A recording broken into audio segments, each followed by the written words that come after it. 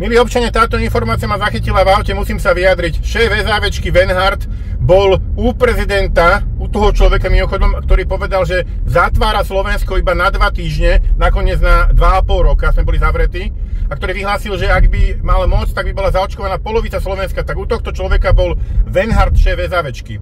A vyhlásil tam vo finále de facto, že je veľmi rád, že sa na Slovensku pokračuje vo vakcinovaní ľudí covidovými vakcínami. No tak analýza SAV, si to o chvíľočku pozrite, analýza SAV je vlastne zneužitá na toto. Analýza necertifikovaného centra biomedicínskeho, ktoré na toto nemá oprávnenie, ktoré vyhlási, že vakcína v poriadku, všetko bezpečné, tak oni takúto analýzu, ktorá je absolútne neplatná, sú schopní normálne zneužiť na to, že vyhlásia, že teda vakcína bezpečná, očkujte sa, a šéf SAVčky sa vyjadri, že je rád, že sa bude pokračovať vo vakcinovaní. Veľmi ale oceňujeme ten krok, o ktorom, ako som hovoril vo svojom úvodnom vystúpení, že bude sa na Slovensku pokračovať v očkovaní aktuálnymi vakcínami.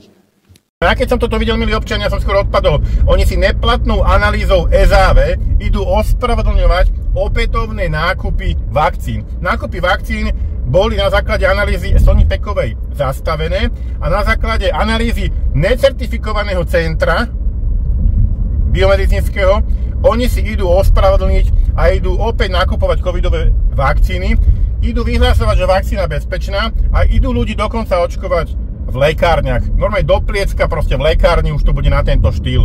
No tak analýza SAV vo finále poslúžila iba na to, aby si covidová lobby a rôzni proste covidoví fašisti ospravedlnili to, že opäť budú sa tu nakupovať do Slovenskej republiky vakcíny a budú ľudia vakcinovaní. No tak o toto išlo pri analýze SAV.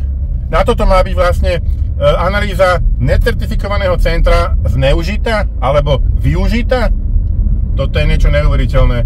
Milí občania, tu je na slnko jasné, že vakcíny, covidové vakcíny nikdy nie.